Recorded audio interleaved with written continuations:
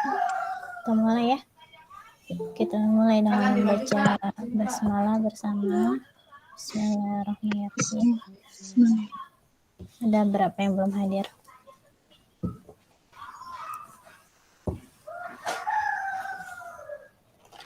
Kelompoknya sudah dibagi.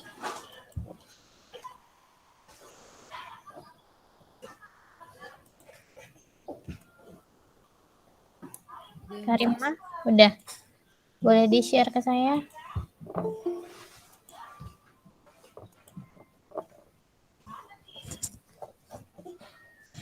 Sudah, Miss. Sebentar ya, Miss.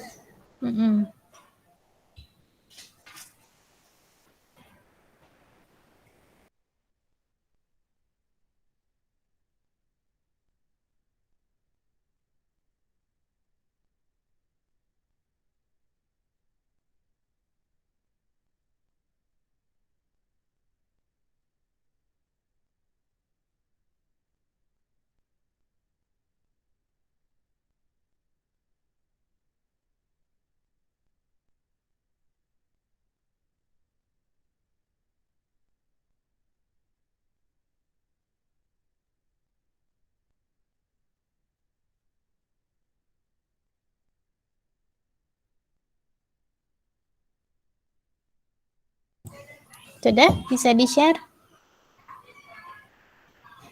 Laptop saya agak nge-hang, Miss. Sebentar, Miss. Oke.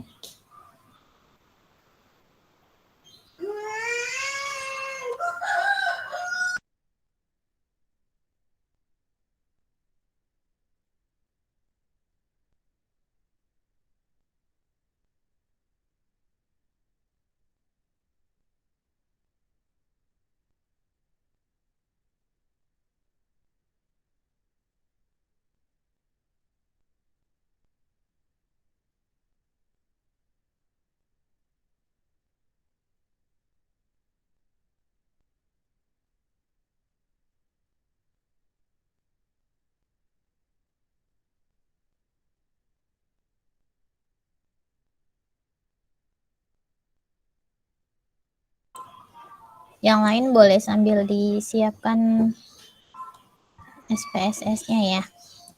Kemarin kita sudah sampai mana? Saya lupa.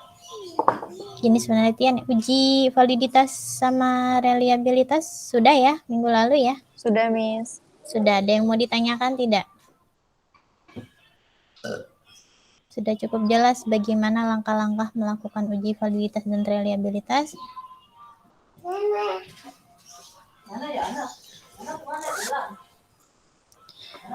Masing-masing sudah punya rencana mau melakukan survei cepat tentang apa? Jadi kita tidak menghitung sampel, langsung dengan rumus survei cepat ya. Mengambil minimal 210 sampel, maksimal 300. Pada populasi tertentu silahkan ditentukan populasinya mau di mana. Kemudian, oke Karimas. Yang bertiga, kelompok 1 berarti ya. Jadi gini, kayaknya di SCE saya masih mempertimbangkan akan ada UTS atau enggak gitu. Saya sih pengennya enggak ada ya. Kita kuis-kuis aja gitu mingguan atau 2 mingguan. Nah, ini nanti proyek kelompoknya berdua dan ada yang bertiga saya kira cukup ya untuk dijadikan landasan nilai UAS di 2 mata kuliah. Jadi teknik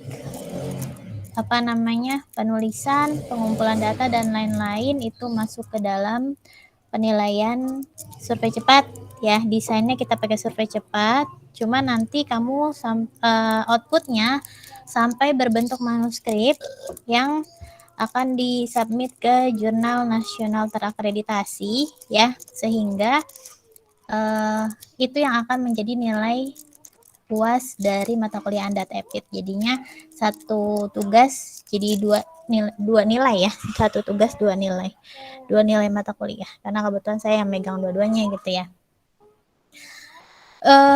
Coba saya tanya dulu dari kelompok pertama, Alika, Afia sama Alfia, mau sambil dibantu ya Karima diketikin ya, tolong ya. Udah dapat judul Atau topik penelitiannya mau tentang apa dan di mana?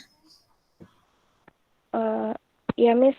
Saya mau kira teman-teman saya. Sebelumnya saya mau nanya dulu sama Miss. Kan waktu PBL kemarin itu, kita ngambil sampel 210 ya, Miss. Terus kan datanya itu memang kita door to door. Sehingga kalau misalnya dilihat kayak kebenaran datanya, insya Allah benar gitu loh, Miss. Kira-kira masih boleh dipakai nggak ya, Miss? Kan itu variabelnya banyak banget ya. Itu pakai kuesioner apa ya? Pakai kuesioner yang dari kampus. Boleh di-share nggak ke saya? Saya belum belum saya tidak pegang itunya sih, Miss.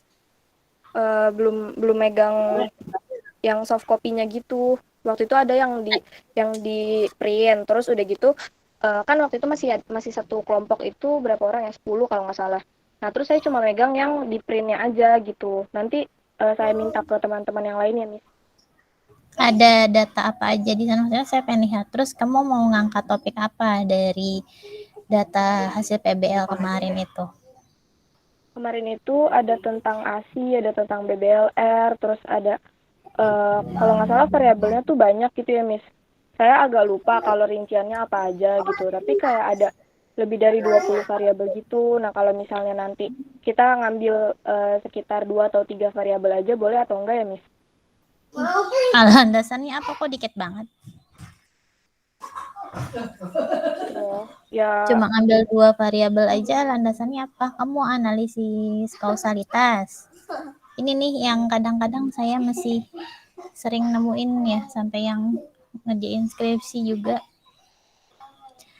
Yang menjadi landasan kamu memilih hanya satu variabel dependen dan satu variabel independen itu apa? Kalau dalam analisis yang advance di levelnya biasanya di tesis ya, itu masuk ke dalam analisis kausalitas. Kausalitas itu apa? Kita mencari hubungan sebab akibat. Dan variabel yang lain kamu adjust dan kamu anggap jadi confounding, karena prinsip kalau dari faktor penyebab suatu penyakit, kita masih menganut nggak single kausal? Kita masih menganut nggak bahwa satu penyakit itu disebabkan oleh satu faktor saja? Masih menganut paham itu nggak? Nggak ya? Menurut saya semuanya pasti sudah dapat konsep ini ya, teori penyebab penyakit ya. Ada agent, host, environment. Itu teorinya siapa? Gordon, ya kan? Ada teorinya HL Bloom aja berapa faktor? 4 faktor, ya kan? Nah, kamu mau ambil satu variabel doang atau 2 variabel doang. Landasan teorinya apa? Gitu. Nggak ada, jangan nyari gampangnya doang ya. Tapi di sini kamu belajar itu mau supaya tahu bagaimana sih aturannya sebenarnya, teori yang berlaku tuh seperti apa, ya. Seperti itu. Maka nanti akan saya minta dulu landasan teori yang mau dipakai apa. Makanya saya tanya topiknya apa dulu. Jangan langsung nentuin mau ngambil satu variabel, 2 variabel doang. Bikin penelitian nggak seenak jidat loh. Ya, semuanya ada landasannya. Gitu. Makanya saya tanya isi kuesionernya ada variabel apa saja, topik yang mau diangkat apa. Adapun berapa jumlah variabel yang akan dianalisis itu bergantung pada teori yang kamu dapat, iya, Miss. ya. Gitu. Kalau mau pakai hubungan kausal nggak apa-apa. Berarti kamu desain studinya mungkin case control atau cohort, karena cross sectional nggak bisa mencari hubungan kausal. Ya, kalau misalnya pengaruh pengetahuan terhadap perilaku. Nah, itu kan cuma 2 variabel, ya kan? Terus ada variabel-variabel lain yang kamu jadikan confounder. Jadi kayak gini. Di dalam kerangka konsepnya, saya nggak tahu nanti saat skripsi kamu akan bimbingan dengan siapa ya. Tapi menurut saya ini adalah ilmu dasar. Ya, ilmu dasar. Sini. Nih. Kalau emang saya ada beberapa mahasiswa skripsi bimbingan saya begitu satu variabel, karena bimbingan saya ya saya luruskan gitu ya. Kenapa cuma mengambil satu variabel? Pasti kan lihat contoh skripsi kakak kelasnya yang gampang gitu. Oh, ini gampang nih, kayak gini aja, gue nggak mau ribet banyak-banyak gitu ya. Landasan teorinya apa gitu. Nah, saya gini, saya mau buat misal ya. Kamu kalau cari contoh-contoh penelitian itu saya pernah bilang kayaknya lihat dulu asal institusinya. Ya, kalau kampus-kampus yang kamu dengar namanya aja nggak tahu kampus apa itu, misalnya gini. Ini tentang konsep ya. Misalnya gini aja. Ini banyak nih yang bikin kerangka konsep kayak gini doang nih. Kelihatan di layar? Ya, kelihatan di layar. Nah, ini kerangka konsep kausal, tapi tidak sesederhana ini. Tidak sesederhana ini. Karena ada banyak faktor confounder yang harus kamu kontrol di sini. Usia, jenis kelamin, misalnya, ya, pekerjaan, tempat tinggal, pendapatan, pendidikan, ya enggak, sikap, lingkungan, dan variabel lainnya. Ini posisinya adanya dia di bawah. Coba saya kasih share. Nah, atau yang ini lah supaya kelihatan ya.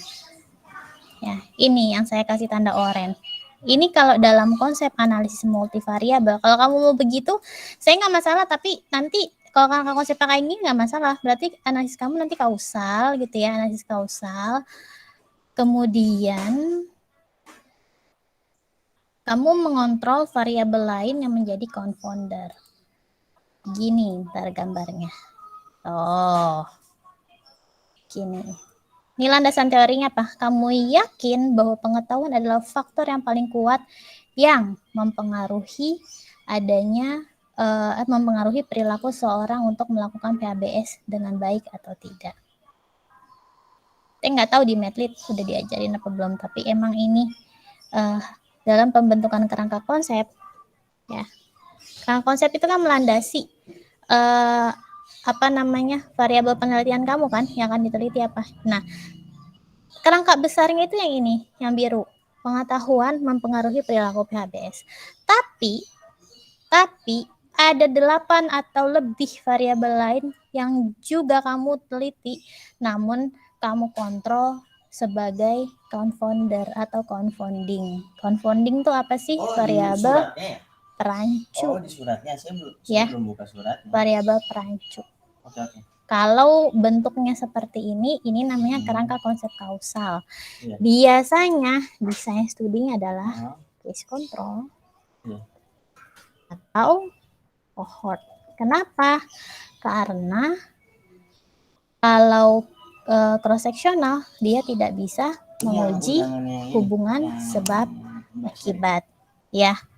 Gitu. Kayaknya di Medlit harusnya udah dapat kelebihan kekurangannya setiap desain studi. Nah, kalau misalnya kerangka konsep prediktor, nah ini nih kerangka konsep kausal ini biasanya judulnya nanti kayak gimana? Nah, judulnya itu nanti akan seperti ini, ya. Saya kasih sini dulu. Nah, hubungan nggak apa-apa, hubungan antara pengetahuan dengan perilaku PHBS, misalnya pada siapa, di mana. Nah, judul, saat kita melihat judul penelitian seseorang, ini saya ngomongin yang benernya ya, jadi mungkin contoh yang kamu lihat nggak benar nih, karena nggak ada landasan teorinya. Semua sepakat bahwa semua penyakit itu nggak ada yang kausalnya cuma satu gitu, nggak ada yang faktor risikonya cuma satu, multi kausal, baik penyakit menular maupun tidak menular, ya. Bahkan perilaku pencegahan pun faktor penyebabnya atau faktor risikonya atau faktor penentunya nggak cuma satu. Nah, kalau kamu menemukan judul seperti ini, ya, kalau kamu menemukan judul seperti ini, seolah-olah yang diteliti oleh si peneliti itu hanya 2 variabel saja, pengetahuan saja sama perilaku PHBS saja yang sebagai variabel dependennya. Padahal ketika kita melihat ke dalam entah dia skripsi atau tesis gitu ya, atau jurnalnya itu, dia sebutkan bahwa dia melakukan analisis sampai tahapan multivariat, yang mana mengontrol Oh, confounding gitu. atau confounder ya. Nah, ternyata ada variabel lain yang dianggap sebagai confounder gitu. Jadi kalau misalnya ada skripsi kakak kelas kamu yang cuma neliti ini, biasanya dia shortcut, motong kerangka konsep, kerangka teori yang kompleks, dipotong dia cuma ngambil 2 variabel doang. Saya nggak tahu. Itu biasanya loss dari pemeriksaan pembimbingnya. Dan biasanya yang kayak gitu, sidangnya itu deket-deket sama tanggal deadline penentuan SK yudisium. Yang penting lulus gitu ya. Kan kamu masih semester 7. Ya, saya paham pengen lulus 3,5 tahun, tapi ini menjadi beban moral bagi saya untuk menyampaikan ilmu yang sebenarnya itu seperti apa. Karena nanti saya malu kalau misal kamu lulus, kamu bekerja di suatu institusi, kemudian nggak ngerti gitu, ngegampangin penelitian, nggak ngerti bahwa konsep yang selama ini kamu tahu itu salah ya, seperti itu. Jadi kalau misalnya ini konsep kausal ya, kalau misalnya kerangka konsep prediktor, maka nanti akan seperti ini. Bentar.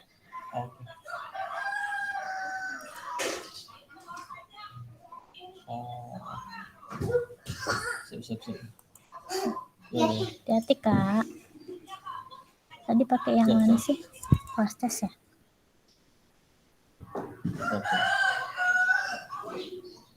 Sama-sama. Sini ya. Yang prediktor nih ya. Prediktor nih sini ya. Saya kopas aja deh. Nah, kalau yang prediktor itu semuanya ada di sini.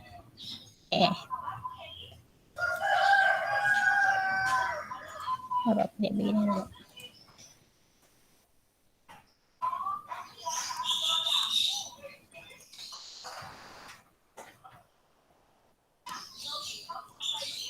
Nama tadi apa? Pengetahuannya. Nah, sini ada tambahan tadi. Saya mix aja.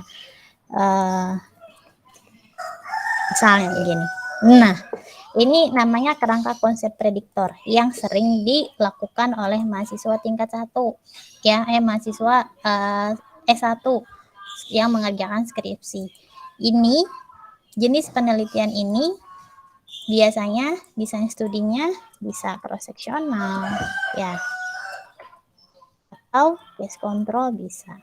Kalau dia ininya penyakit ya, sebelah sininya penyakit. Nah, faktor-faktor yang diteliti di sini harus banyak. Kenapa harus banyak? Karena kita mengenal paham multi kausal ya. Kalau kamu masih memahami bahwa penyebab suatu perilaku atau kejadian suatu penyakit itu hanya satu faktor penyebab, artinya kita mundur beberapa abad gitu ya. Karena kalau teorinya single kausal tuh adanya di sebelum tahun 1900-an ya. Orang belum tahu gitu. Orang belum tahu bahwa penyebab suatu penyakit itu banyak, nggak cuma satu. Nah, faktor-faktor ini bisa dianalisis hanya dengan melakukan bivariat ya, cukup, nggak masalah, atau bisa dilanjut ke multivariat. Nah, tapi kerangka konsepnya kayak begini. Karena kita nggak tahu mana confounding, mana bukan. Gitu. Kalau yang kayak gini, kita udah nentuin bahwa ini menjadi variabel utama. Yang lainnya confounder. Landasannya apa? Landasannya teori sama hasil penelitian terdahulu. Semuanya nemuin pengetahuan itu paling berhubungan. Pengetahuan itu OR-nya paling besar atau RR-nya paling besar. Nggak masalah. Tapi kalau yang seperti ini kita menyamaratakan kemungkinan bagi semua variabel untuk memiliki hubungan dengan variabel dependen yang ada di sini. Ya. Jadi bentuknya seperti ini. Nah, biasanya judul penelitiannya apa? Pakainya adalah faktor-faktor. Ya. Faktor-faktor atau determinan. Ya, kejadian perilaku PHBS pada siapa di misalnya gitu ya, tahun berapa gitu. Ini contoh judul, jadi menentukan judul pun tidak bisa sembarangan. Lihat dari kerangka konsep kamu. Kamu maunya bikin penelitian berkonsep apa? Berkonsep prediktor atau berkonsep kausal? Ya, kalau kausal kita yakin pengetahuan menjadi sebab seseorang berperilaku PHBS baik ataupun buruk. Kalau prediktor, kita menyamaratakan kemungkinan semua variabel punya hubungan.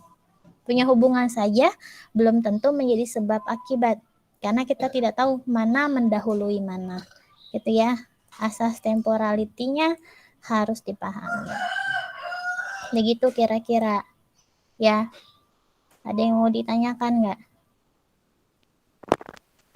Iya, Miss. Jadi Sudah tolong cukup jelas. dipahami, ini akan bermanfaat juga buat kamu bikin skripsi, ya, siapapun pembimbingnya. Karena saya nggak tahu, maksudnya semua pembimbing akan menjelaskan secara detail seperti itu atau tidak. Ada yang langsung dilepas kan, kamu suruh bikin sampai bab 4 dulu gitu ya, terus baru konsul gitu kan. Ada yang diperhatikan tiap minggunya harus ada progres gitu kan. Salah nulis dikit, salah sumber dikit, suruh ganti, ya beda-beda sih ya, tergantung rezekinya kamu dapat pembimbing siapa gitu. Cuman karena ini masih berkaitan dengan konsep penelitian, analisis data, itu saya anggap masih menjadi tanggung jawab saya itu ya. Nah, lalu kita kembali lagi ke tadi, ini kayaknya nggak tahu, kita harusnya sudah bisa masuk ke analisis univariabel ya. Tugasnya jadi gimana?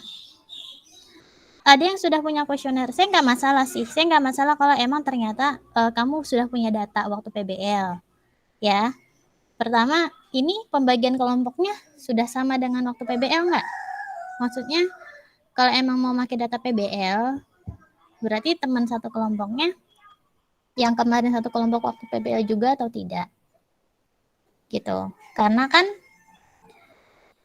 kalau satu kelompok berarti satu visi misi waktu itu ya, turun lapangan bareng, ambil data bareng gitu, tahu datanya seperti apa gitu ya.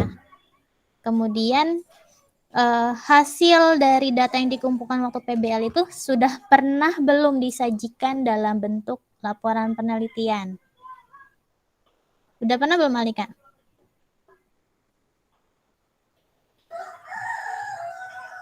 Pernah, Miss. Cuman sampai univariat aja, terus nggak diupload kemana-mana. Buat bikin laporan Cuma aja ya? dikasih tahu distribusinya aja. Enggak, maksudnya itu dalam bentuk apa? Laporan PBL? Laporan PBL 1? Iya, Miss. Ditulisnya di Laporan mana? PBL 1. Maksudnya univariatnya. Laporan PBL 1. Oke. Saya tidak mempermasalahkan, nggak apa-apa. Kalau emang kamu punya data, teknik samplingnya sudah benar, berarti kamu door to door-nya pakai apa? Systematic sampling. Pakai purposif, Miss, yang waktu itu di persentasenya itu sesuai sama kakak per RW itu. Jadi kalau lebih banyak, berarti dia persentasenya dapatnya lebih banyak. Yang itu, Miss. Itu kan namanya apa kemarin? Kan kalau survei cepat harus apa sih? Two stage ya? Two stage cluster ya? Two stage cluster sampling. Pertama kita bagi cluster dulu. Oke. Ini belum masuk tuh. Saya baru mau jelasin ntar siang tuh. Kemarin kan baru sampai apa? Baru sampai simple cluster ya? Satu cluster doang ya? Iya, Miss. Belum? Apa baru bukan stratified ya? Baru sampai stratified. Nanti baru mau masuk cluster nih ntar siang. Baru sampai cluster ntar siang. Jadi note-nya, karena kita mau belajar, sebenarnya tujuannya gitu ya, saya bukan memberatkan, tujuannya adalah kamu dulu PBL kalau emang udah pakai two stage cluster sampling nggak masalah, silahkan, tapi yakinkan saat stage yang kedua itu kamu mengambil datanya betul-betul pakai simple random atau pakai systematic sampling. Kalau purposive masuknya survei cepat bukan? Bukan. Representatif tidak. Itu keluar dari aturannya rapid survey. Ya, itu keluar dari aturannya rapid survey. Kamu yang paham karena kamu yang turun lapangan kemarin waktu ngambil data. Silahkan diingat-ingat. Kalau ngambilnya purposif ya berarti nggak bisa, Alika. Kalau emang kamu tetap mau pakai ya, saya akan memberikan nilai sesuai dengan usaha kamu gitu ya. Kalau mau maksain pakai data itu ya silahkan, nggak apa-apa. Gitu ya. Nanti dilihat dulu laporan PBL-nya. Kamu turun lapangan nggak waktu itu? Turun. Ngumpulin data? Iya, Miss. Ngumpulin data ya? Iya, ngumpulin data kan. Nah, itu gimana? Kalau kamu bilang purposif ya jelas nggak bisa dipakai. Ya, karena itu bukan survei cepat namanya. Ya. Nah, kemudian survei cepat yang saya maksud adalah kamu nggak mesti turun lapangan yang datang ke rumah-rumah gitu loh, nggak mesti ya, nggak mesti. Jadi apa namanya? Kalau emang mau menyebarkan kuesioner online silakan, tapi kamu punya listnya. Terus kalau saya mikir lagi tadi mana Karimah, di-share lagi boleh?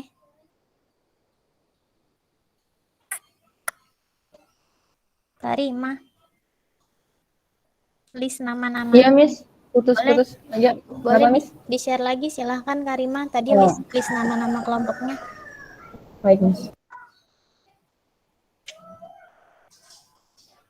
Indah magang, Indah. Di mana?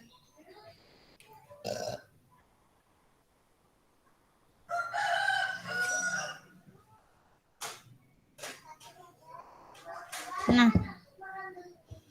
Kok hilang lagi Karimah? Dikirim ke saya aja deh. Kalau sinyal kamu nggak bagus, kirim ke saya nggak apa-apa. Nanti saya nge-share. Atau di grup. Baik, Miss. Atau di grup aja nggak apa-apa. Biar saya bisa download.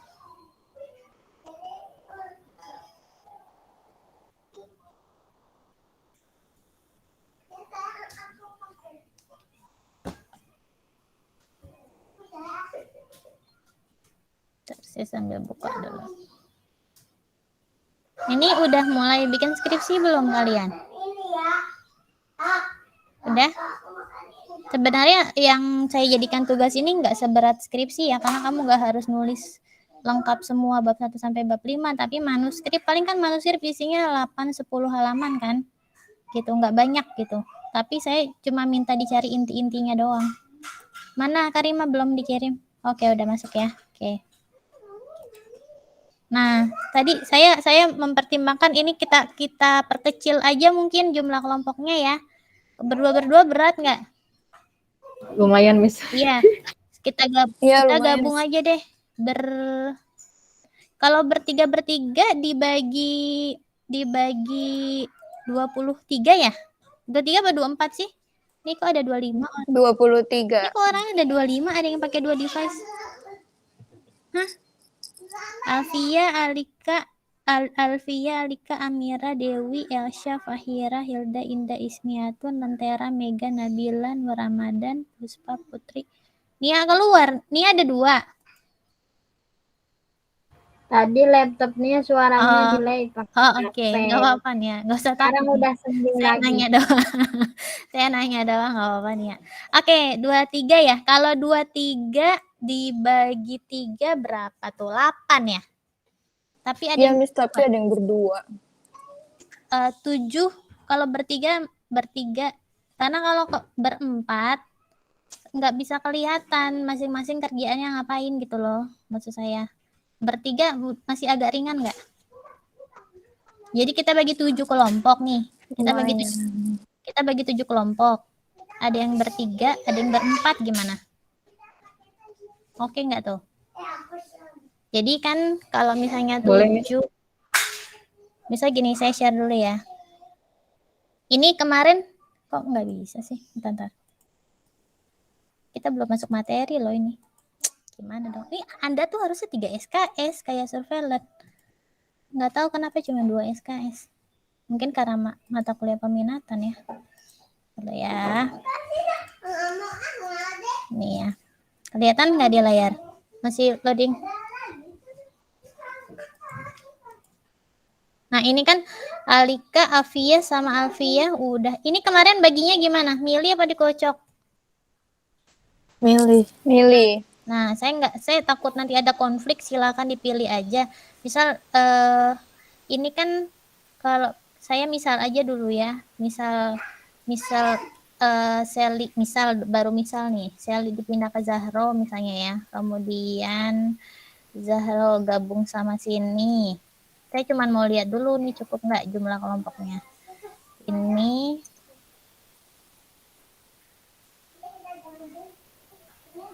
Ismi, Karima, sama Lantera misalnya ya.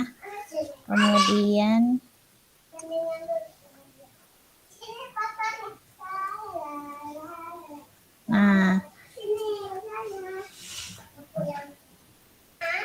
nah gini.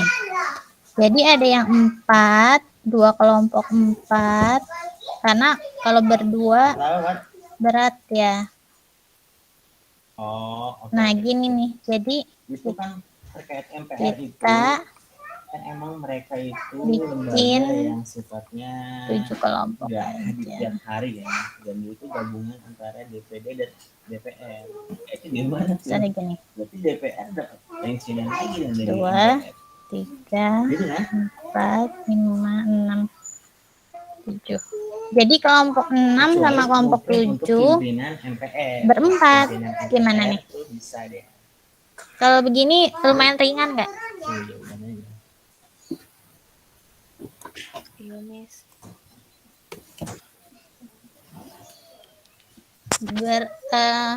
Ada kecemburuan sosial nggak? Enggak kan?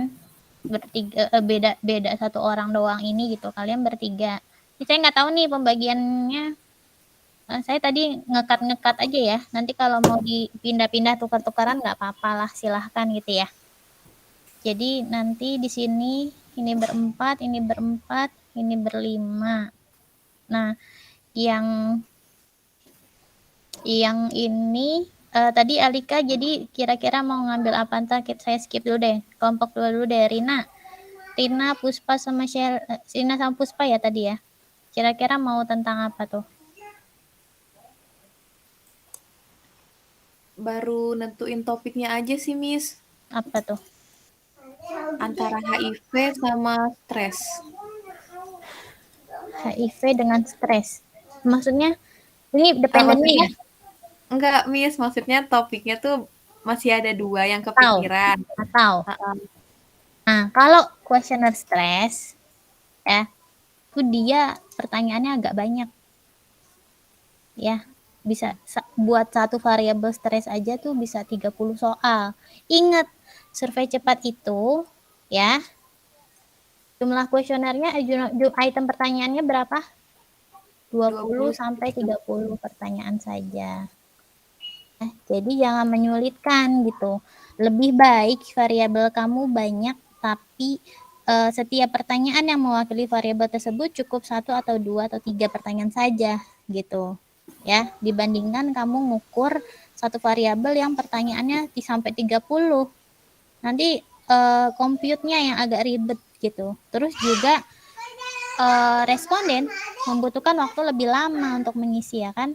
Jadi kamu nanti juga agak kesulitan buat ngumpulin. Orang biasanya kalau ngeliat pertanyaannya kebanyakan males kan ngisinya kan. Gitu. Ya. Seperti itu. Jadi silakan dipertimbangkan kalau mau tentang HIV, kira-kira apanya tentang HIV, ya.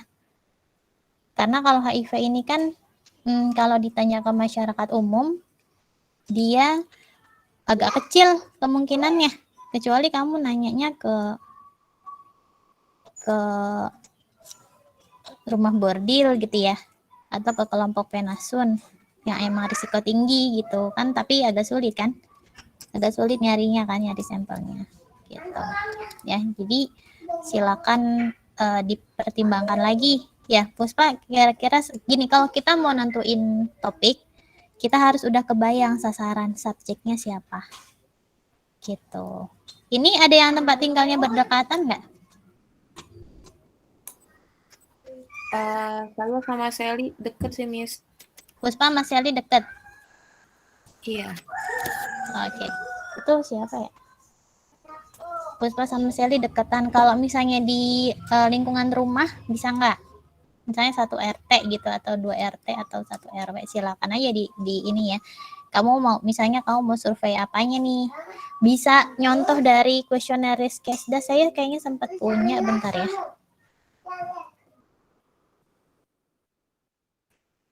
Itu saya sempat punya. Kalau yang punyanya ini apa namanya? Ini dia nih, kuesioner individu. Riskesda tuh ada beberapa macam kuesioner. Ada yang individu, ada yang rumah tangga. Nah, yang 2018 nih. Jadi maksud saya kamu nggak usah lagi pakai uji validitas sama reliabilitas gitu.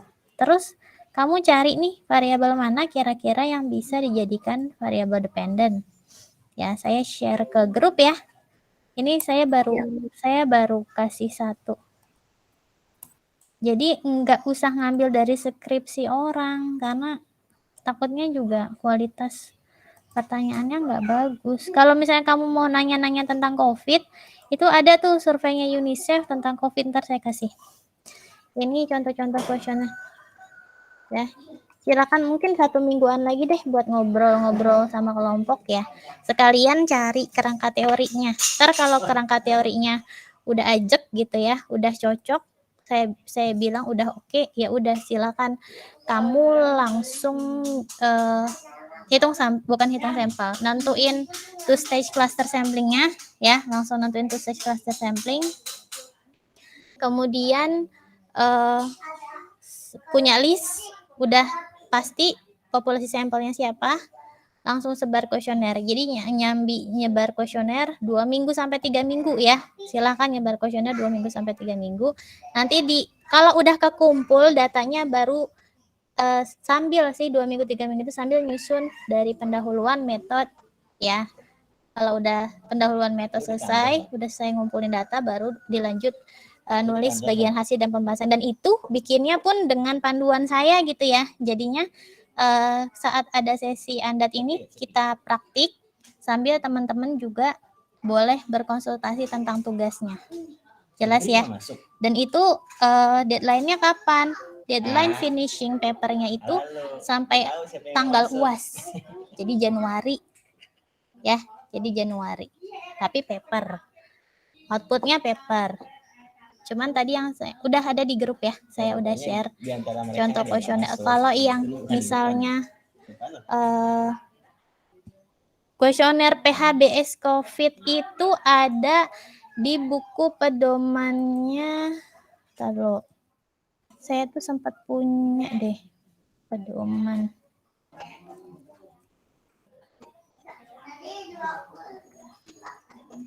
COVID di mana ya waktu itu ya? Kalau ada yang mau tanya silakan, saya sambil nyari. Nih yang magang-magangnya di surveillance ada update baru nggak? Pedoman pencegahan pengendalian COVID masih yang Juli bukan? Apa ada yang baru lagi? Iya, Miss, yang revisi kelima. Kelima bulan apa itu? Kelima bulan Mei. Mei 2021. ini Juli 2020 sih, Miss, kalau yang revisi kelima. Ya kan Juli kan? Nah ini ada nih contoh kuesioner juga di sini, maksud saya gitu. Pakai kuesioner baku sehingga kita bisa skip tahapan uji validitas sama reliabilitasnya. Jadi nanti bisa lebih cepat kamu. Saya udah kirim di grup ya. Kayaknya sih yang itu, saya punya terakhir yang itu. Ntar silakan di cross check. Ada kuesioner di belakang-belakangnya tuh. Misalnya kamu mau apa namanya di pesantren gitu ya. Kalau misalnya nanti ini kita nggak pakai kaji etik ya, kita nggak pakai kaji etik. Jadi tolong teliti hal-hal yang tidak sensitif gitu ya, sehingga aspek etiknya nggak terlalu dipermasalahkan. Kemudian yang kedua adalah untuk persuratan ya, persuratan nanti saya akan komunikasikan ke Bella. Kalau emang misalnya kamu butuh izin gitu ya buat ngambil sampel. Butuh izin. Kalau misalnya lingkungannya santai, nggak perlu perizinan ribet, secara lisan aja nggak masalah, ya udah langsung jalan aja. Tapi kalau butuh persuratan, nanti saya komunikasikan ke Bella, ini untuk tugas mata kuliah, bukan buat skripsi. Jadinya kamu udah bisa ngajuin perizinan pengambilan data tanpa harus mengajukan kaji etik dulu, gitu ya. Dilanjut. Putri, Fania, sama Zahro udah kebayang? Tadi saya mindahin Zahro ya. Putri sama Fania udah kebayang belum? Kira-kira topiknya mau tentang apa? Saya nggak tahu nih, nanti kalau urutan nama-nama kelompoknya mau di random lagi silakan. Kalau yang ini saya potong-potong kurang cocok. Putri sama Fania? Iya, Miss. Kalau topik sebenarnya kita masih bingung ya, Miss. Kita masih cari-cari. Tapi kita lebih, kalau ke populasi pengennya sih ke UMJ aja, Miss. Mungkin kalau topik apa bisa ke arah vaksinasi atau tentang COVID gitu, Miss. Oke. COVID sama vaksinasi ya di UMJ ke mahasiswa kita ya berarti ya? Iya. Boleh. Itu kan kita butuh 210, nanti tinggal dibagi 10 klaster gitu ya. Kemudian di masing-masing ada berapa orang. Nah, berarti tentang COVID ya. COVID atau vaksin. Amira sama Nur Ramadan ya tadi. Yang saya tempel si Hilda kan? Udah ada gambaran belum? Halo? Amira, Nur Ramadan? Iya, Miss. Mau ngambil tentang apa? Mau neliti tentang apa? Kalau untuk ini belum ngobrol-ngobrol banyak sih, Miss. Cuma tadi Amira bilang kalau misalkan ada mau ini ngambil ininya konsumsi junk food pada siswa SMP kan, karena dia juga lagi ini ya kampus mengajar ya, Miss. Jadi langsung ke SMP itu. Anak SMP ya? Iya, Miss. Nah, subjeknya anak SMP. Anak SMP. Konsumsi junk food. Nah, nanti tinggal dicari aja kuesioner baku ya. Saya maunya baku. Kalau kamu ngambil contoh skripsi orang terus kamu rubah-rubah, itu udah nggak baku ya. Iya, Miss. Ya. Atau misalnya skripsi orang itu dia ngujinya ke anak kuliahan. Terus kamu pakai buat anak SMP, itu juga nggak baku. Karena beda populasi sasaran. Gitu ya. Jadi biar aman pakai kuesioner baku, ya cari yang udah ada. Terus Ismi sama Karima ya tadi ya? Ismi, Karima. Iya, Miss. Mau tentang apa? Sama kita belum ngobrol banyak juga, tapi mau ngambil tentang proses belajar di masa pandemi, Miss. Nah, Dengan pembelajaran online learning. Nah, itu udah pernah tuh tahun kemarin. Kakak kelas kamu udah pernah neliti. Selain stres, kira-kira apa? Saya nggak terlalu rekomendasiin stres ya. Saya tadi kuesionernya banyak. Kalau kamu potong-potong nggak valid soalnya. Itu kuesioner baku soalnya. Beneran, ada 30 pertanyaan kalau nggak salah tentang stres doang. Masa kamu ukur stresnya doang gitu loh. Jadi coba dicari lagi ya, Karima sama Ismi. Cari yang emang tadi yang saya bilang, pertanyaannya nggak terlalu banyak untuk mewakili satu variabel gitu ya. Ntar kamu juga analisisnya nggak ribet, nge-compute dan lain-lainnya nggak ribet. Terus kalau ngukur pengetahuan sikap juga, pengetahuan 10 soal, sikap 10 soal, udah habis tuh 20 soal gitu ya. Jadi ukur sesuatu yang lebih mudah aja. Kemudian Indah tadi sama Abil. Iya. Saya lupa motongnya nih. Indah tadi masih sama Abil, benar. Nia tadi sama Dewi ya? Apa gimana tuh tadi potongannya? Ya, Miss. Ya, Nia sama Dewi apa? Kalau Nia sama Dewi pengennya bocah sekarang pada Topiknya persepsi masyarakat terhadap vaksinasi COVID. Oke, vaksin ya. Iya. Nggak apa-apa. Nah, vaksin COVID tuh saya punya contoh. Kamu udah punya contoh kuesioner belum? Belum. Saya pernah dapat punya UNICEF. Oh iya sih, itu banyak sekarang yang online. Sekarang mulai sama. Ini sih masih awal ya. Kayak prediction gitu, jadi SKD prediction.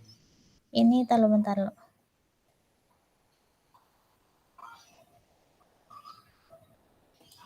Oh iya itu. Survei penerimaan vaksin nih.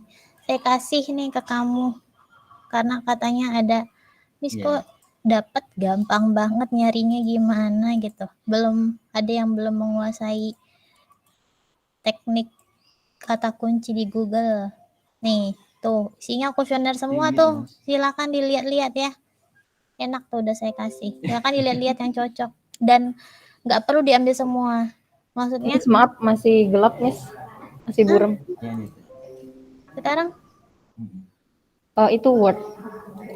enggak, saya kirim di grup WhatsApp. Maaf, Miss. saya ini saya share aja. Saya share aja. Nah itu Mas. Contoh mas. Aja ya, contohnya. Saya feelingnya gini ini Mas, nih, waktu tahun lalu. Ini ada banyak yang belajar gitu ya. Jadi under pressure gitu Mas. Jadi bentar, saya gitu. Stop dulu. Oke. Bentar dulu. Saya mau share. Iya gitu, ada pressure sebenarnya. Nih. Sama nenek saya. Nih. Ini contoh. Tapi ini persepsi tentang kinerja sama efektivitas penanganan pandemi. Sama nenek. Nek, minta ikat rambut, Nek. Kakak minta ikat rambut. Nah. Sini mau ikutin.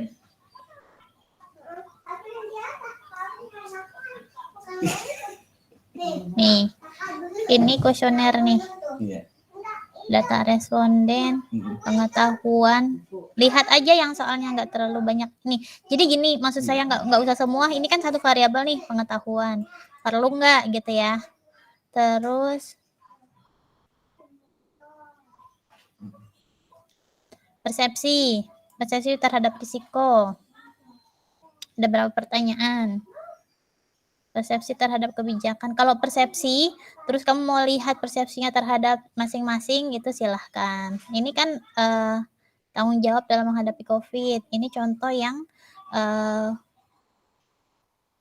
tadi karena judulnya kinerja ya, kinerja sama persepsi. Dampak sosial ekonomi. Misalnya kamu mau nanya dampak sosial ekonomi terhadap dampak sosial ekonomi COVID-19 terhadap kehidupan mereka, nggak apa-apa gitu. Terus pokoknya pilih aja pertanyaan-pertanyaan yang nggak terlalu banyak gitu ya. Terus kamu hitung total itemnya maksimal 30 item. Terus ini ada survei penerimaan vaksin. Ini sebenarnya surveinya sebelum dilaksanakan vaksin di tahun lalu. Tapi kamu boleh lihat pertanyaannya ada nggak yang kira-kira masih cocok ditanyain sekarang. Kan sekarang udah pada divaksin ya. Nih, ini pertanyaannya nih. Nih. Nggak terlalu panjang nih. Ini yang ngerjain UNICEF. Ya, yang ngerjain bukan UNICEF, Deng. covid.go.id kalau nggak salah. Ini dulu belum jelas gratis atau enggak. Jadi sempat ada yang ditanyakan kalau bayar mau enggak. Akhirnya kan ada vaksin gotong royong tuh. Terus sempat juga ada vaksin berbayar. Terus isunya vaksin booster juga kan masih belum ini ya.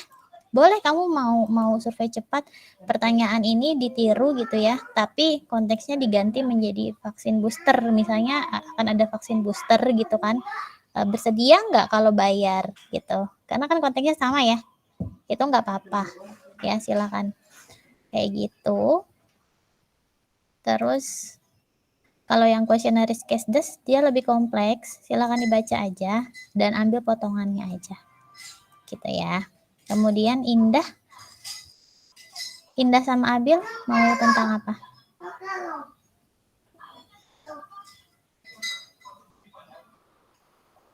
Belum jawab nih, masih magang ya. Mega, ya. Ken, Abil, Bil. Ini Miss, kita belum menentuin topiknya apa, cuman sasarannya sih pengennya anak FKM. Anak FKM juga. Wah, hati-hati tuh ngambilnya 200 soalnya. Ntar suruh ngisi semua, mabok nggak? Tuh ya, emang sih gampang, gampang sih emang. Cuman hati-hati aja ya. Terus Mega, Zulfa, Zalma, Elsha. Tadi kayaknya ini 2 kelompok saya jadiin 1 ya. Tadi Zulfa sama Mega bukan? Iya, Miss. Mau ngambil Saya apa?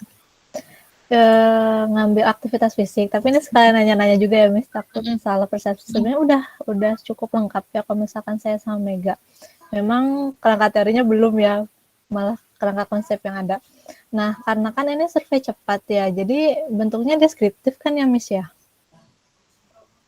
Deskriptif Nah, saja boleh. oh, Tapi tapi kalau analitik misalnya juga boleh. diperbolehkan analitik karena tujuan kita untuk publikasi ilmiah. Kalau survei cepat yang aslinya itu kan biasanya petugasnya ditugasin buat survei cepat terus dilaporin ke stakeholder gitu kan. Tapi ini saya tidak membatasi, hanya deskriptif saja. Kalau misal kamu mau coba dibivariatkan nggak masalah. Oh alah, iya jadi asumsi kita berdua tuh masih SCE terus deskriptif. Jadi yang udah siap tuh judulnya yang deskriptif. Kayak gimana Ngambilnya tuh? Apa aja? tingkat aktivitas fisik remaja di SMA Al-Azhari Cianjur tahun 2021. Jadi kebetulan salah satu di antara kami itu ada yang punya kenalan di sekolah tersebut gitu. Jadi untuk pengambilan data, karena kan random ya, pasti butuh kerangka sampel karena itu mudah gitu kan. Nah, terus karena tadi anggapannya benar-benar SCE gitu yang deskriptif itu, jadi judulnya yang tadinya mau analitik jadi kami ubah jadi deskriptif gitu. Tapi kalau misalnya mau dianalitikan, kalau masih memungkinkan silakan ya Zulfa. Karena gini, target publikasi ini kita kalau emang analisisnya bisa berlanjut, biasanya acceptabilitasnya lebih tinggi.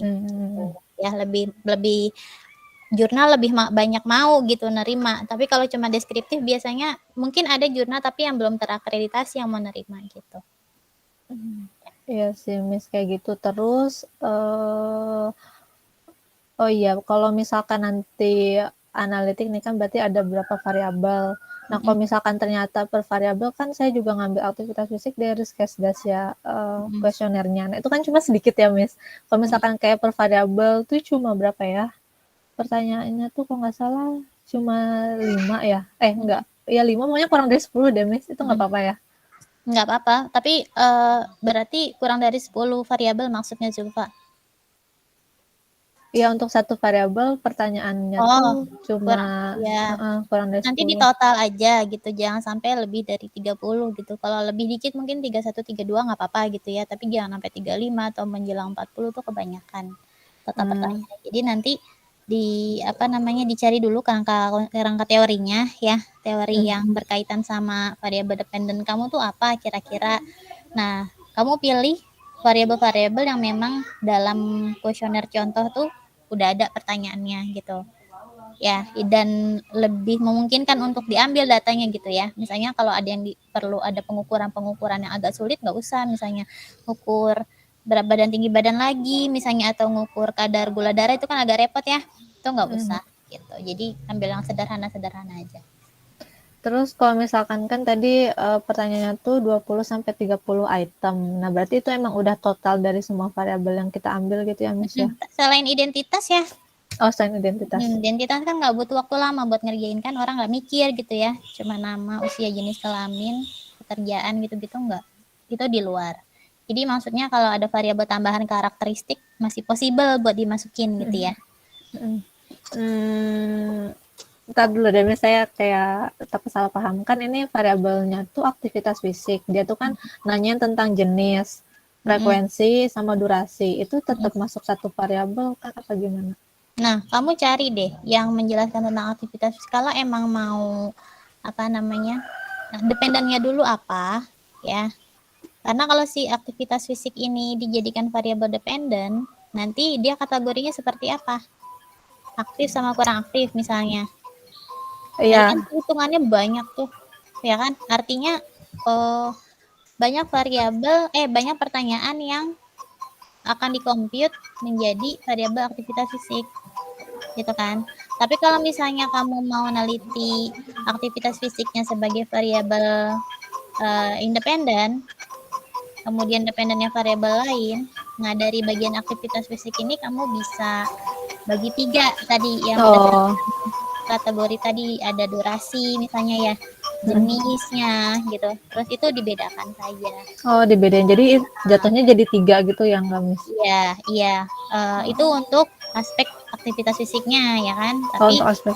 kamu boleh teliti dengan variabel yang lainnya lagi, yang independen lain lagi, mungkin dari karakteristik. Maksud saya intinya jangan anggap itu single kausal gitu loh. Oh iya. Ya.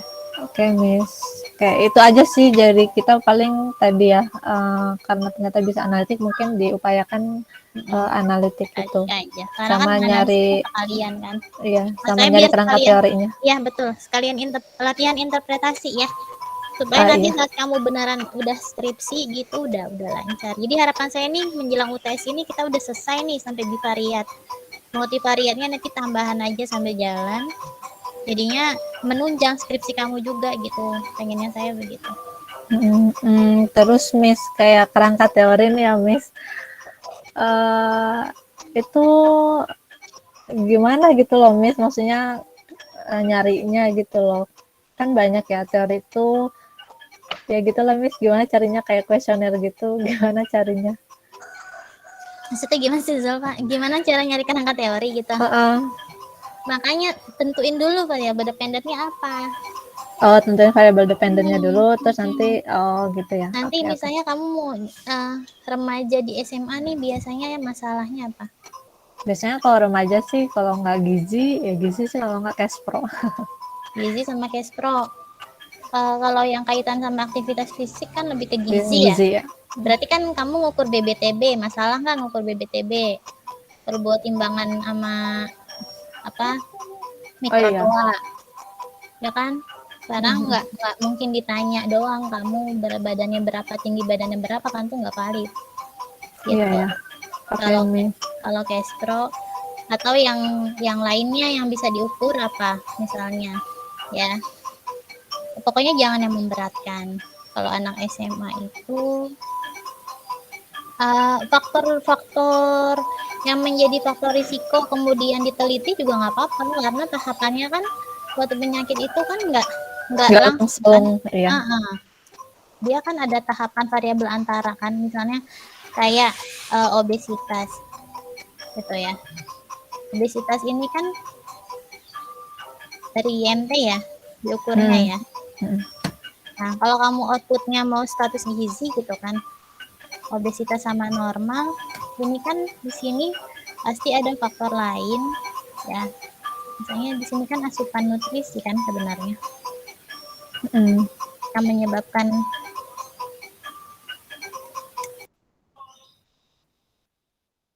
perilaku konsumsi juga dijadikan boleh ya. Kalau misal kamu mau lihat nih, kok nggak bisa sih saya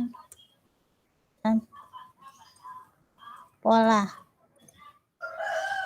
makan yang sebenarnya yang berhubungan sama obes kan pola makan ya kan, asupan secara teori kan kalori in lebih besar daripada kalori out gitu kan. Nah, kalau misal yang mau kamu ukur tuh yang mempengaruhi pola makannya aja gitu. Bisa sih. Bisa. Jadi ya, kayak determinan pola makan gitu. Iya gitu. Misalnya misalnya ada jenis kelamin misalnya ya. Terus misalnya kalau anak sekolah misalnya uang jajan misalnya ya kan. Kemudian karena dia punya uang lebih untuk beli jajanan dengan harga yang mahal, biasanya jajanan kekinian harganya cenderung lebih mahal gitu kan daripada makanan rumahan ya kan. Terus ada faktor lain apalagi yang mempengaruhi pola makan, ya, aksesibilitas atau apa gitu. Jadi maksudnya gini, kamu jadikan variabel dependen tuh ininya gitu. Oh, berarti mungkin bisa juga kali yang aktivitas fisik ini di variabel dependen gitu. Bisa faktor-faktor yang mempengaruhi aktivitas fisik. Kenapa sih ada remaja, kita mau cari tahu gitu, kenapa sih ada remaja yang aktivitas fisiknya aktif, ada yang kurang aktif gitu kan. Yang Iya. nantinya, nah boleh itu dijadikan variabel dependen gitu. Yang nantinya sebenarnya aktivitas fisik kurang itu dampaknya ke obes juga kan, ya kan, gitu. Itu makanya saya bilang konsep multikausal. Jadi ilmu kesehatan itu luas gitu ya. Jangan menyempitkan sudut pandang hanya karena kita pengen gampang aja gitu. Oke, Miss. Makasih. Paling itu sih dari saya sama Mega ya progresnya. Zalma sama Elsa tadi ya? Iya, Miss. Mau apa tuh? Kalau dari kami ini lebih ini sih, Miss, baru ada satu topik tentang apa namanya cakupan imunisasi dasar. Jadi nanti lebih ke faktor-faktor yang mempengaruhi cakupan imunisasi dasar di wilayah X gitu. Kami belum nentuin gitu untuk wilayahnya tuh spesifiknya mau di mana gitu. Nanti Kemudian ngambil untuk data plan dari B, Puskes, bukan? ya. Susah nggak kira-kira?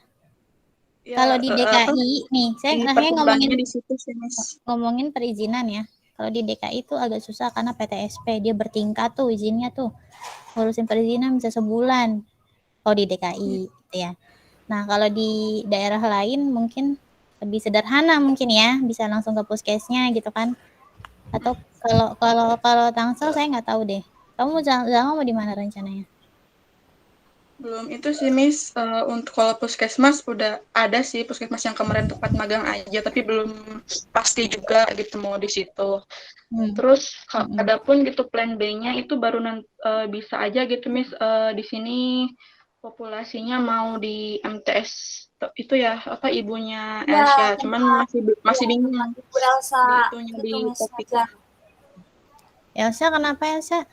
Iya, tadi plannya kalau misalkan di puskesmas kita sulit gitu buat dapetnya, kita mau populasinya ke siswa MTS, Miss. Nah, baru cari-cari saya juga, Miss. Maksudnya kalau populasinya siswa MTS pasti menyanggupi, Miss. Soalnya kan ibu kerja di sana, jadi peluang untuk ngambil datanya Ya udah nggak apa-apa, yang gampang aja ya. Yang gampang. Nah kan begini, Zalma sama Elsa nih udah agak terarah nih maunya kemana. Maksudnya sasaran populasi udah nih kayaknya bisa dipecah jadi kelompok berbeda gitu. Cuman ini yang tadi kan saya tadi nih ngegabunginnya ngasal ya, asal ngekat gitu ya. Silakan aja yang teman-teman masih ngeblank gitu, masih bingung join bareng aja sama kelompoknya Zulfa, sama kelompoknya Zalma Elsa ini ya gitu. Ini jadi Mega, Zulfa, Zalma Elsa jangan jadi satu kelompok karena udah ada dua topik yang sudah hampir pasti karena sasarannya udah jelas gitu ya. Nanti silakan didiskusiin lagi deh minggu depan, silakan laporan ke saya. Siapa namanya? Karima. Ini ntar tabelnya dirapiin ya. Saya simpen aja dulu. Iya, Miss. Saya stop share. Jadi minggu depan udah kalau bisa sih udah ada kerangka teorinya dulu sama pengen ngambil kuesionernya pakai contoh yang mana gitu ya. Saya nggak pokoknya saya maunya kamu lewat tahapan uji validitas, nggak usah pakai uji validitas lagi karena lama kalau sampai uji validitas. Jadi nanti makin lama lagi selesainya. Tuh, saya kirim ke grup yang tadi udah saya acak-acak. Mohon maaf ya saya acak-acak dikit.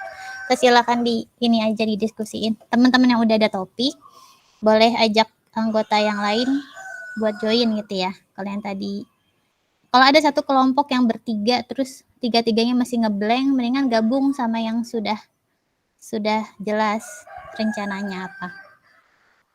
Oke. Kita masih ada waktu ya. Kita mau bahas tentang ini nih. Kemarin ngomongin tentang jenis penelitian. Jenis sampel. Kalau ngomongin unit sampel udah ada di SCE ya. Nah, jenis data. Oke. Kemarin udah sampai jenis sampel ya? Kalau tidak salah ya? Ya nggak? Ini ngebahas tentang analisis data nih. Masih pengantar analisis data. Tujuan analisis data untuk apa? Saya ulang deh dari jenis penelitian. Cantiknya. Nih, bentar. Tentang tugas ada yang mau ditanyain dulu nggak? Kalau misalnya emang ternyata kamu PBL, terus seingat kamu tuh PBL-nya ngambil sampelnya itu two stage cluster samplingnya bener, itu saya sangat perbolehkan. Itu ya. Kan apa namanya? Saya nggak tahu sih di mata kuliah lain tuh diajarin nggak sih sampling sebenarnya? Nggak ya? Di kelas besar? Nggak ya? Nggak. Miss. Jadi kemarin pas PBL bingung dong cara yang idealnya gimana gitu. Iya. Udah nggak nanya-nanya tentang samplingnya kok gini nggak. Oke. Nah, ini kelihatan di screen ya. Saya agak kecilkan. Siapa? Itu mahasiswa Bunda.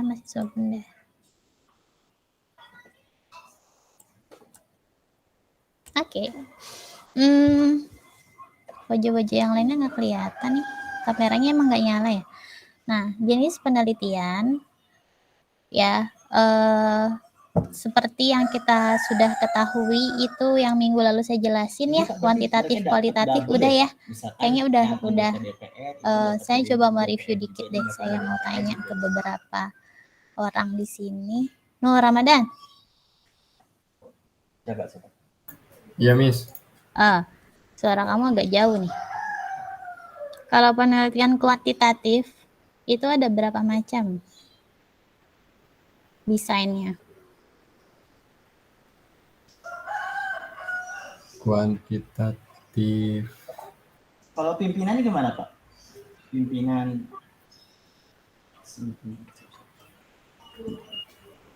Berapa ya, Miss? Lupa saya, Miss. Cross section. Kemarin saya udah bikin di grafik ya. Saya juga udah kirimkan di grup ya. Seingat saya.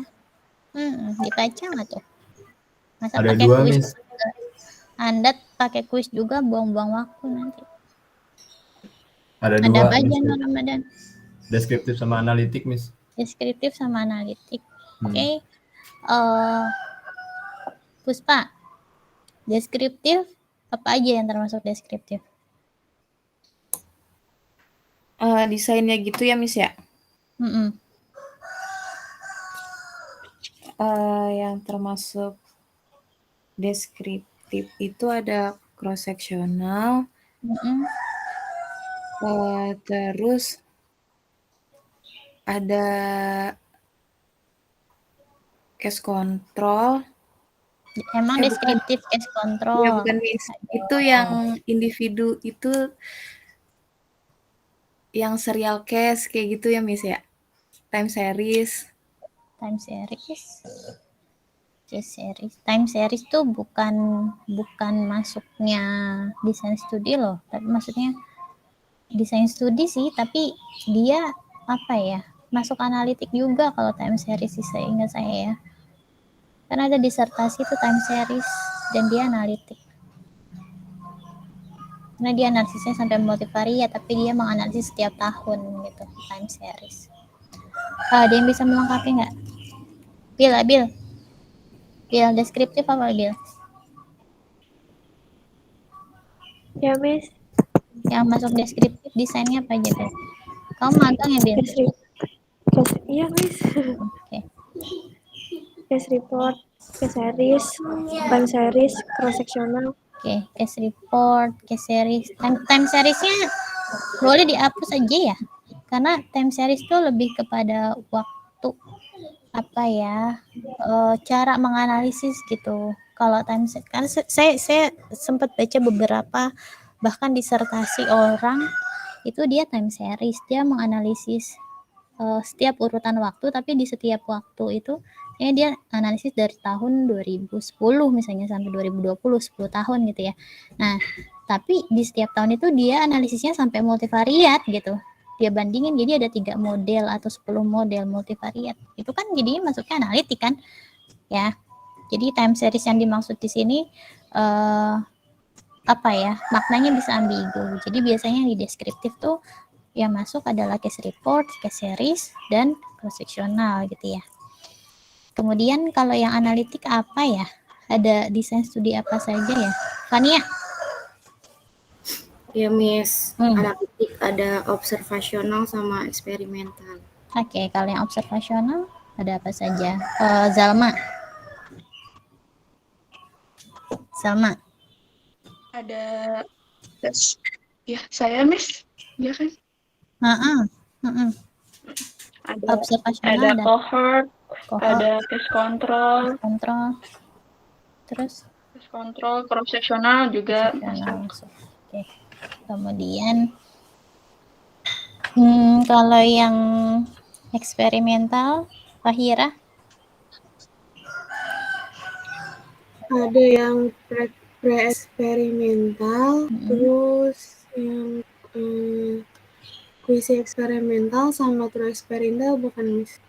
Pre-eksperimental, kuasi eksperimental, dan True eksperimental. Oke. Nah, itu jenis-jenis penelitian. Nah, kalau jenis sampel, ya, sampelnya ini yang mau kita bandingkan ada dua macam. Kalau menurutnya Pak Tanto ya, apakah dia sampel independen ataupun sampel dependen. Nah, apa sih maksudnya? Ternyata independen tuh bukan cuma variabel doang, tapi juga ada jenis sampel yang independen dengan dependen. Ini berkaitan dengan teknik sampling, dengan desain studi.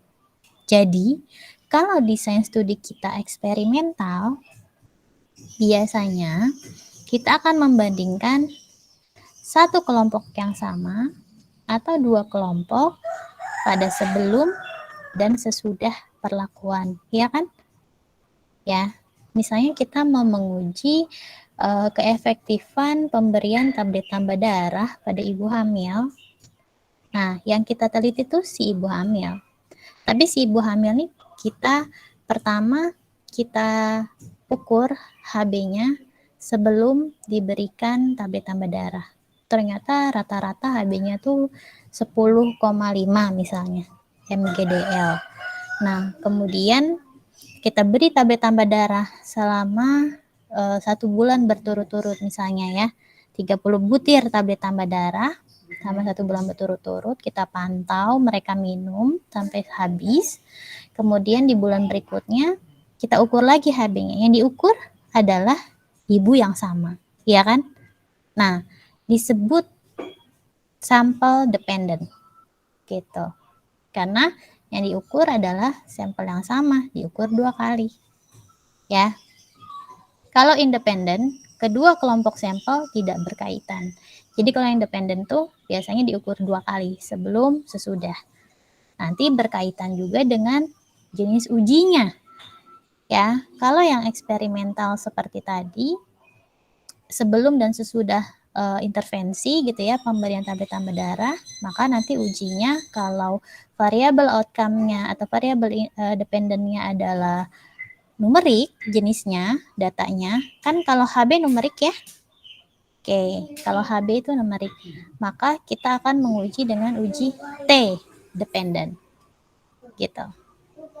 Uji T dependent. Nanti kita akan bahas secara detail di dalam tahapan analisis bivariat. Nah, jadi sebelum kita masuk ke dalam jenis-jenis analisis bivariat pakai uji apa? Jadi saat kita nentuin variabel, definisi operasional variabel itu udah kegambar. Ya, kita cocoknya pakai uji apa? Gitu. Orang yang paham statistik, orang yang paham analis data harus udah ada di luar kepala itu. Gitu, uji bivariat. Kalau misalnya variabel kita numerik dan kita mau ngukur 2 kali, kayak kamu nih ngukur tingkat pengetahuan. Ya, kamu kasih kuesioner nih ke anak-anak, kita ngasih pelatihan gitu ya. Kita ngasih pelatihan, kemudian pelatihan itu PHBS, anak SD misalnya ya. Nah, anak SD itu kita kasih kuesioner pengetahuan dulu sebelum pelatihan. Terus kita kasih pelatihan, habis itu setelah pelatihan kita kasih kuesioner lagi. Pelatihan itu, kuesioner pengetahuan itu kita skor pakai nilai kan. Oh, sebelum pelatihan nilai pengetahuannya anak SD itu tentang PHBS masih jelek nih, 60-an rata-ratanya misalnya. Terus setelah pelatihan ternyata naik, rata-ratanya jadi 80-an. Nah, berarti kan kita mau menguji nih hubungan antara diberikan pelatihan dengan tingkat pengetahuan, ya kan? Ada hubungan nggak? ngaruh nggak pelatihan kita nih sebenarnya nih ya, kalau misalnya kamu melakukan pengmas, intervensi, PBL segala macam nih harus diukur sampai sini. Tingkat keberhasilan intervensi yang kamu lakukan diukur dengan outcome.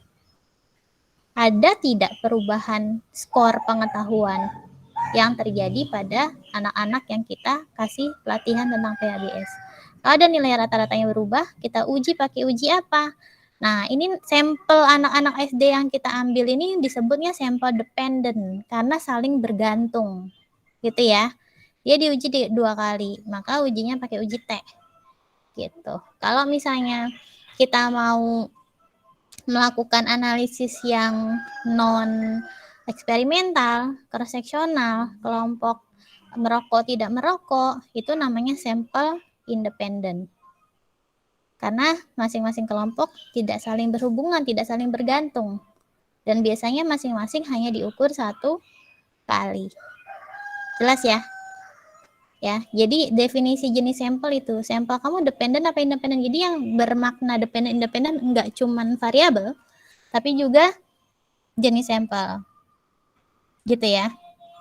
Kemudian, nah, tadi udah saya jelasin. Dan sekarang jenis data.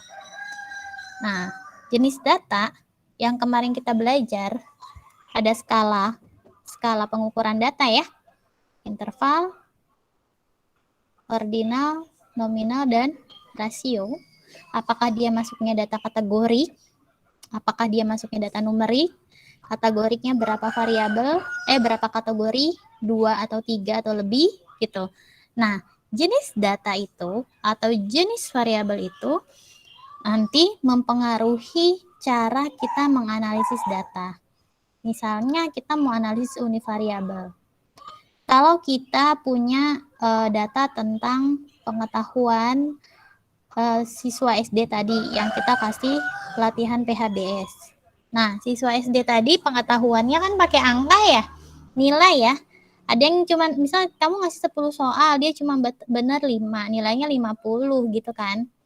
Nah, yang benar semua nilai 100. Berarti kan yang ada yang 50, 60, 70, sampai 100. Kita mau distribusikan hasil univariabelnya, maka caranya dengan apa? Pakai proporsi apa lihat nilai rata-rata? Nilai rata-rata. Kenapa harus pakai nilai rata-rata? Karena jenis datanya adalah data numerik. Ya. Kalau misalnya kita mau lihat perilaku merokok, kemudian pertanyaannya apakah kamu pernah merokok atau tidak? Jawabannya iya dengan tidak. Ya pernah merokok dan tidak pernah merokok. Nah, itu nanti kita analisis univariabelnya pakai nilai rata-rata atau pakai proporsi?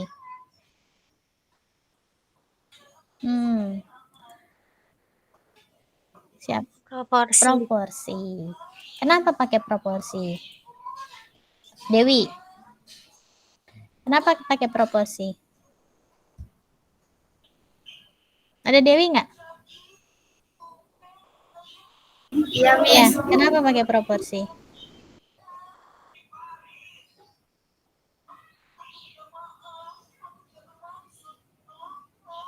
Karena pertanyaan itu yang biasa dipakai dalam kehidupan sehari-hari gitu kan, Miss? Kita lagi ngomongin jenis data loh. Ya. Kita lagi ngomongin jenis data. Alfia, kenapa pakai proporsi Alfia? Tadi merokok, pernah merokok sama tidak pernah merokok. Kenapa pakai proporsi? Dilihat hubungannya, Miss. Dilihat hubungannya. Ini kok nggak nyambung ya? Ini univariabel. Ya, kita mau lihat gambarannya.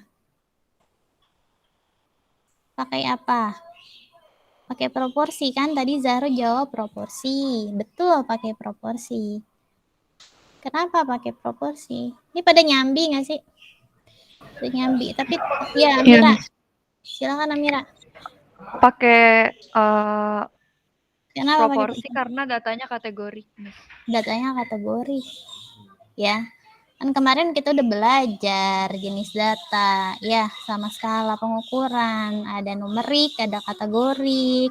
Yang numerik ada interval sama rasio. Yang kategorik itu nominal sama ordinal. Ya, itu diputer-puter, diulang-ulang supaya hafal. Bukan hafal sih, maksudnya ingat dan paham gitu ya. Nah, proporsi digunakan untuk menggambarkan hasil pengumpulan data kita secara deskriptif. Ya, bentuknya adalah biasanya persentase. Ya, persentase itu berarti dari 0 sampai 100%. Kalau misalnya kamu punya 100 anak SD kelas 4 sampai kelas 6. Terus kamu tanya nih, pernah nggak ngerokok? Gitu ya. Ada 30 anak SD menjawab pernah. 70-nya menjawab tidak pernah. Maka proporsinya, Elsya, proporsi yang pernah merokok berapa?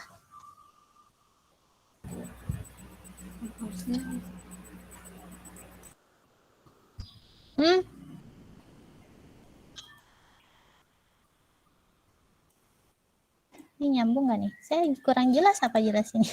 Saya ulang. Ya, kelihatan nggak PPT saya? Kelihatan nggak? Kelihatan, Miss. Terlihat, Miss. Oke. Kelihatan. Kelihatan nggak? Kelihatan. Kelihatan, Miss. Oke, kelihatan ya. Bentar. Kita mau lihat ada 2 kelompok di sini. Ya, katanya pernah merokok, tidak pernah merokok. Oke.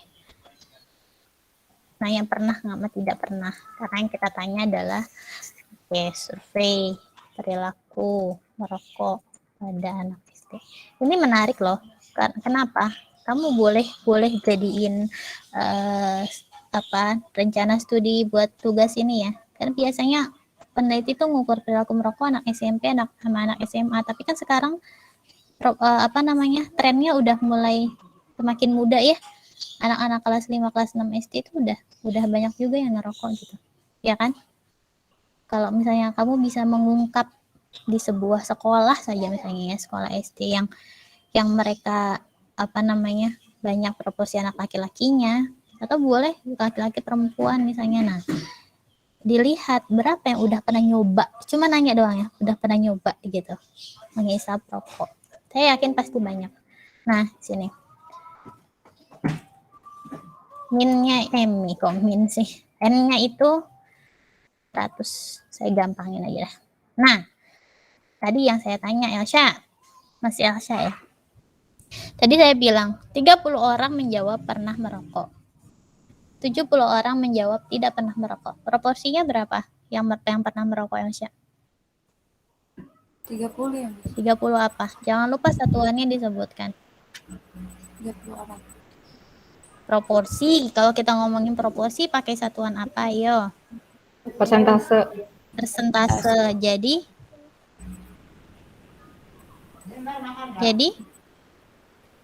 30%. Jumlah total nih 30%. Betul. Siapa Nia ya tadi yang jawab ya?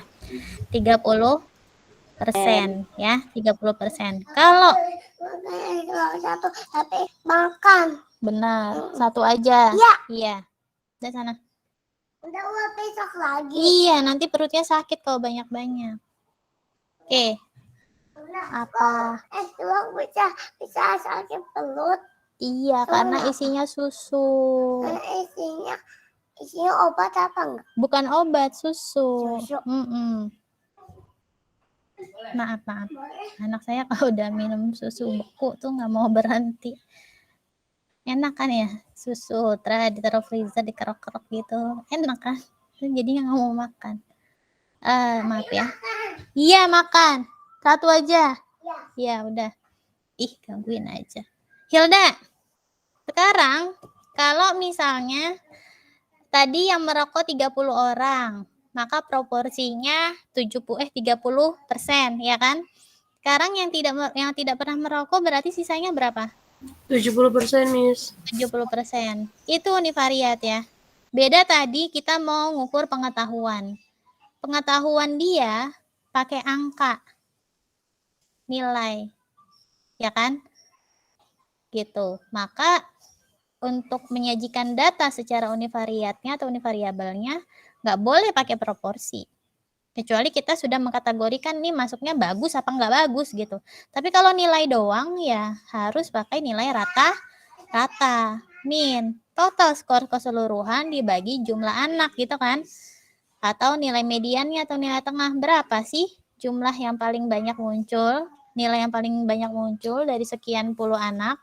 Nah, itu namanya median. Modus ya. Kalau nilai tengah, kalau ada data, nah ntar ngomongin asumsi kenormalan data nih lebih pusing lagi.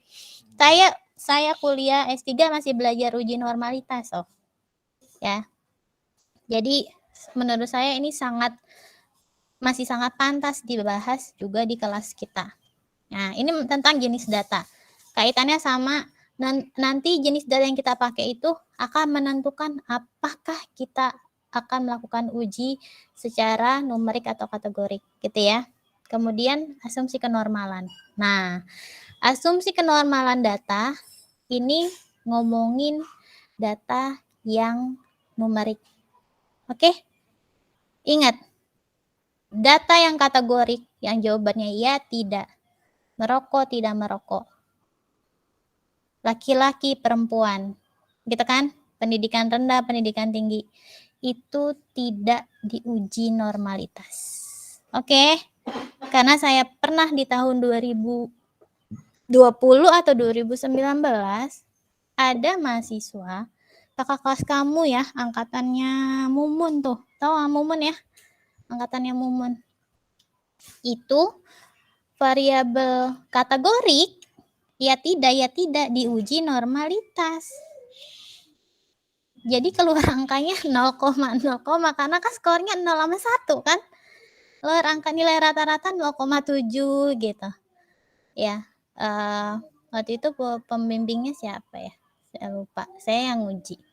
Saya sampai minta mana outputnya. Kasih lihat outputnya dong. Tahu-taunya angkanya desimal semua ternyata. Uji variabel kategorik diuji normalitas. Jadi ingat, dicatat dan diingat yang diuji normalitas adalah variabel numerik. Oke?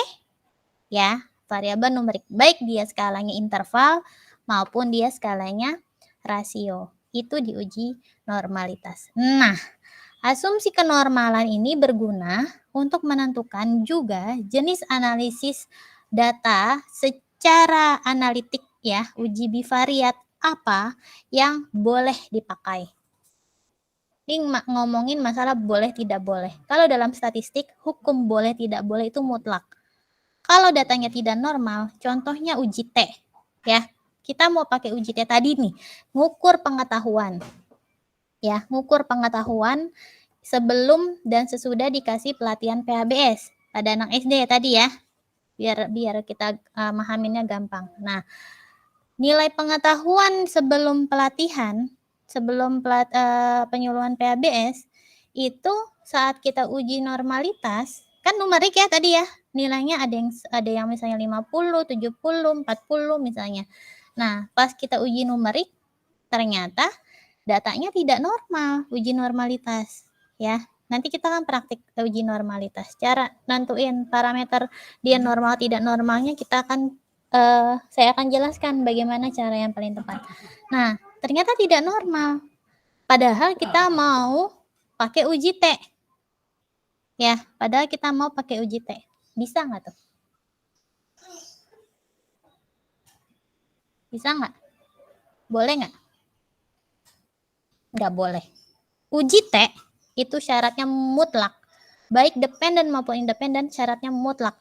Data harus terdistribusi normal. Oke? Jadi jangan maksain pakai uji T. Nah, terus gimana kalau emang datanya nggak normal? Pilihannya ada 2. Kalau datanya tidak normal, nih kalau kata Pak Tanto, maka uji yang dipakai adalah uji non-parametrik. ya. Nanti saya kalau sempat deh saya kasih jenis-jenis uji non parametrik apa. Kalau datanya normal, maka pakai uji parametrik. Uji parametrik itu uji T, salah satunya ya. Uji T itu uji parametrik. Kalau uji non parametrik ada contohnya yang lain jenis ujinya, tapi biasanya di tingkat S1 dia nggak terlalu diperkenalkan karena ada alternatif yang kedua. Jadi kalau saya bisa share di sini ya, sebentar pakai PPT yang tadi saya bikin ini ya. Nah, kalau saya masih loading ya, misalnya nih ya, uji normalitas data. Ini data numerik ya. Kalau udah ngomong uji normalitas pasti datanya numerik. Nah, misalnya saya mau bikin mana tadi ya? Sebentar ya. Ya lagi aja. Kalau nah, misal kalau tadi datanya data normal, maka dia pakai coba ya, uji normalitas. Kalau misalnya datanya normal, maka dia boleh pakai uji parametrik. Gitu ya. Kalau datanya tidak normal, maka harus pakai uji non parametrik. Ini pilihan pertama buat kita nemuin data tidak normal. Nilai rata-rata yang kita sebenarnya mau ngelihat nih perbedaan nilai rata-rata gitu. Naik nggak sih pengetahuannya mereka sebenarnya gitu kan. Habis kita kasih penyuluhan apa? Ternyata saat kita ngasih penyuluhan anaknya AEO gitu. Bengong aja nggak ngerti. Ternyata kita ngasih penyuluhannya kurang jelas dan kurang mudah dipahami oleh mereka. Sehingga pas di akhir skor nilai rata-ratanya nggak beda gitu. 60 sama 65 doang kan nggak jauh beda ya. Cuma beda 5 poin misalnya. Nah, tapi pas kita lihat distribusi datanya nggak normal, waduh nggak bisa dong kita pakai uji T gitu kan. Nah, apa alternatif berikutnya? Saya nggak paham nih uji non parametrik caranya gimana. Biasanya anak S1 nih ya, masih diperbolehkan. Jadi kalau tidak mau melakukan uji non parametrik karena kita tidak familiar gitu ya, ada tahapan lainnya atau cara lainnya adalah dikategorikan. Oke, kita kategorikan saja. Ya, kita kategorikan saja. Cari landasannya, ada nggak teori yang mengatakan pengetahuan anak itu dibilang baik kalau nilainya berapa?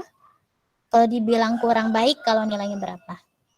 Kalau dibilang buruk gitu ya. Kalau dia ada 3 level misalnya kalau nilai berapa? Biasanya orang-orang pakai teori misalnya Pak Ari Kunto gitu ya tentang pengetahuan. Boleh pakai teori yang lain silakan.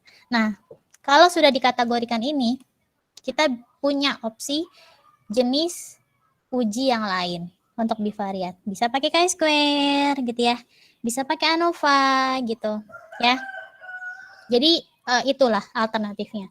Tapi syarat asumsi kenormalan data itu mutlak hukumnya untuk variabel numerik.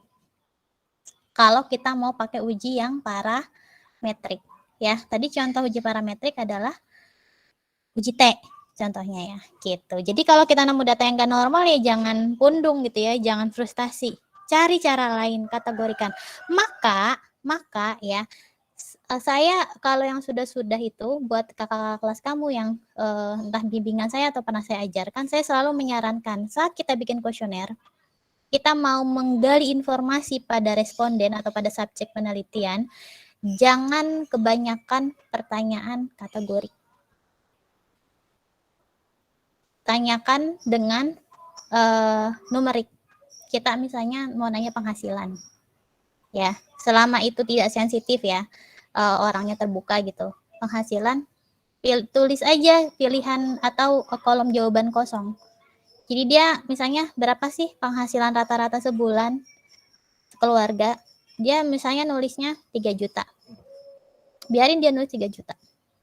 Nanti responden lain ada yang jawab 4 juta. Ada yang sampai 10 juta misalnya. Kan beda-beda tuh. Mereka bebas menjawab berapa aja kan. Bebas menjawab berapa aja. Nah, dari angka-angka nominal itu kan data kita numerik ya. Nah, data numerik itu nanti kita uji normalitas, kita bisa pakai uji parametrik. Tapi kalau misalnya kita dapat data yang nggak normal, kita bisa mengkategorikan gitu. Tapi kalau kita bikin pertanyaan udah bentuk kategori, misalnya pertanyaan kamu, kamu bikin pertanyaan berapakah nilai rata-rata gaji Anda? Kurang dari 3 juta, 3 sampai 6 juta, 6 juta lebih misalnya. Ya udah, kita cuma punya data 3 kelompok itu aja. Kita nggak bisa otak-atik lagi itu data. Jadi data numerik itu yang mau saya highlight, dia memiliki tingkat kekayaan data lebih tinggi dibandingkan data kategorik. Karena data numerik bisa diolah lebih lanjut gitu ya, sesuai dengan kebutuhan dari responden. Kalau datanya numerik kemudian distribusinya normal, maka kamu bisa pakai 2 jenis analisis data. Kamu bisa uji parametrik ya, pakai uji T gitu ya, uji parametrik pakai uji T, atau kamu juga bisa kategorikan. Jadi kamu bisa uji 2 kali nih. Kamu mau lihat perbedaan nilai rata-ratanya pakai uji parametrik, tapi kamu mau lihat juga beda proporsi, berarti pakai uji chi-square gitu ya. Sampai sini ada yang mau ditanyain nggak tentang kenormalan data?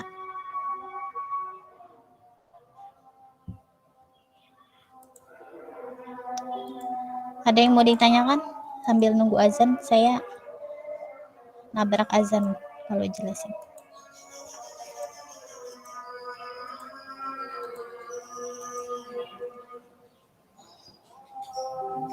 Masih dicerna?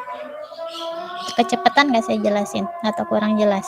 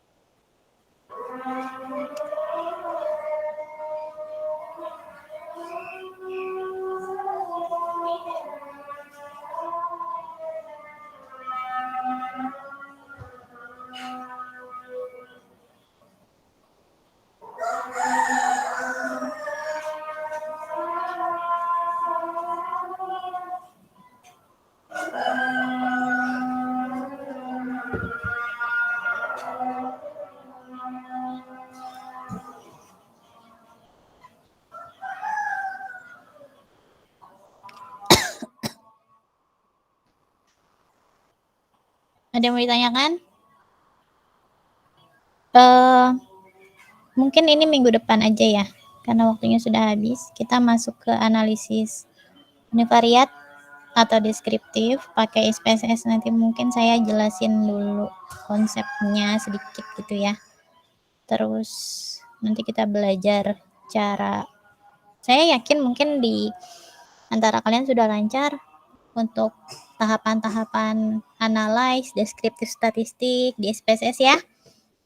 Ya, tapi landasannya kenapa begitu, kenapa harus begitu, kemudian cara bacanya nanti kita akan perkuat gitu ya. Jadi minggu depan kita akan masuk ke dalam tahapan analisis univariat. Ini kita agak lama, cuman nggak apa-apa. Karena saya rasa banyak sekali konsep-konsep dasar analisis data yang masih belum dipahami dengan solid gitu ya oleh kalian gitu. Jadi saya ulang, nggak apa-apa ya. Ya so far di 4 sesi ini banyak tidak ilmu-ilmu baru, oh ternyata begitu gitu ya. Apa baru ngeh gitu ya. Banyak Miss yang baru tahu. Nah, lebih nempel. Iya, banyak Miss. Iya, makanya maksud saya jangan cuman kita bisa pakai SPSS doang tapi nggak paham kenapa begitu gitu ya. Jadi ya SPSS itu alat, kitanya yang harus paham cara penggunaannya. Jangan sampai nanti kamu nemu nih ngaruh sampai nanti kamu uji bivariat, kamu nemu p-value nggak berhubungan semua gitu ya.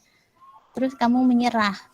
Ya punya saya nggak ada hubungannya, gimana nih, gagal dong saya penelitian, tapi bikin pembahasannya susah lagi, gimana gitu biasanya gitu ya. Terus saya jelasin caranya gimana ya gitu. Oke, mungkin itu ya. Jadi yang ini kita lanjut minggu depan.